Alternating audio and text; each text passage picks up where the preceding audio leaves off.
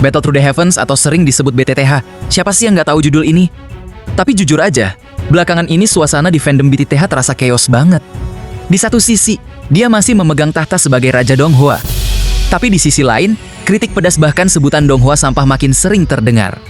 Bahkan dari fansnya sendiri, kok bisa? Sebuah karya yang dihujat habis-habisan tetap jadi nomor satu? Apa kita semua kena hipnotis? Atau ada alasan logis di baliknya? Biar nggak bosen, hari ini kita nggak bakal bahas ranking-ranking dulu.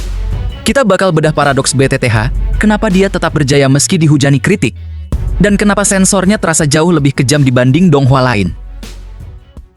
Alasan kenapa masih banyak yang nonton, padahal di forum-forum isinya protes semua. 1. Faktor nostalgia dan investasi waktu.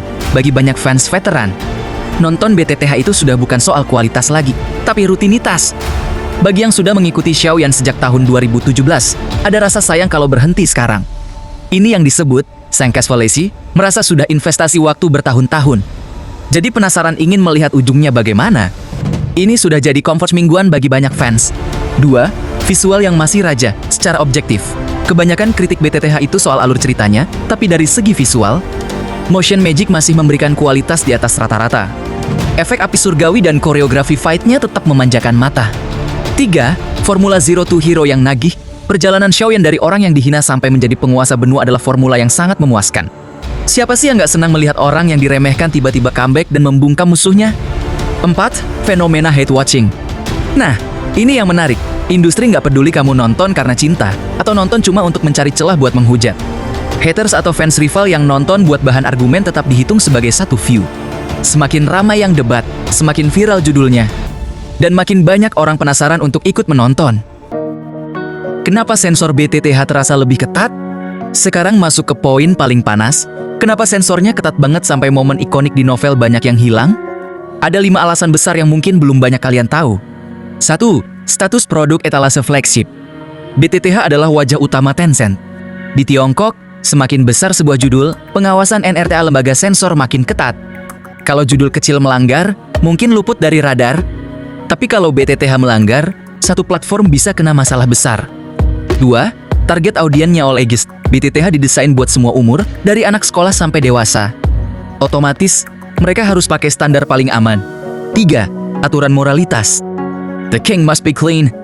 Sejak 2021, ada aturan baru soal moralitas karakter utama. Protagonis harus digambarkan punya moral bersih. Makanya, hubungan Xiaoyan dan Medusa yang di novel agak liar, di Donghua diubah total jadi takdir yang disamarkan. Termasuk nasib Xiao Xiao, statusnya sebagai anak di luar nikah dianggap contoh buruk. Makanya di Donghua identitasnya dikaburkan dan dia jarang dikasih dialog. 4. Mass report dan persaingan fandom. Di Tiongkok, budaya lapor-melapor itu nyata. Kalau fans rival nggak suka lihat BTTH terlalu sukses, mereka bakal cari celah adegan sensitif buat dilaporin ke pemerintah. Studio nggak mau ambil risiko takedown yang bisa bikin rugi miliaran. Lebih baik mereka sensor di awal daripada satu season dilarang tayang. 5. BTTH bergenre Xuanhuan. Berbeda dengan Donghua Renegade Immortal yang bergenre Dark Xianxia dan diperuntukkan untuk penonton dewasa. BTTH sudah terlanjur dicap sebagai Donghua petualangan remaja atau shounen. Begitu dicap shounen, semua yang berbau seksual atau kekerasan brutal langsung dipangkas tanpa ampun. Dampaknya sekarang komunitas terpecah jadi 3. 1. Fans sejati novel aslinya. Ini yang paling sering teriak sampah. Kenapa? Karena ekspektasi mereka dihancurkan oleh realita adaptasi. Mereka kritik karena kepedulian dan rasa memiliki yang tinggi terhadap karya aslinya. 2. Haters dan fans rival, mereka menjadikan BTTH target empuk. Rasanya lebih puas melihat sang raja jatuh daripada mengkritik Donghua kecil yang nggak ada pengaruhnya. 3. Fans buta garis keras. Mereka nggak peduli mau ceritanya berubah kayak gimana, menurut mereka BTTH tetap nomor 1. Biasanya mereka cenderung denial dengan fakta dan nggak terima kalau BTTH dikritik. Pada akhirnya mau dibilang sampah atau raja, BTTH tetap punya tempatnya sendiri. Kita nggak perlu memaksakan opini. Kalau kalian suka proses perjuangannya, silakan nikmati. Kalau kalian merasa ceritanya makin hambar karena sensor, kritik kalian juga valid. Yang jelas, sebuah karya pantas dikritik jika MC-nya nggak punya etika. Sedangkan di BTTH, meskipun banyak dipotong, kita tetap melihat Xiaoyan yang berjuang demi guru dan keluarganya.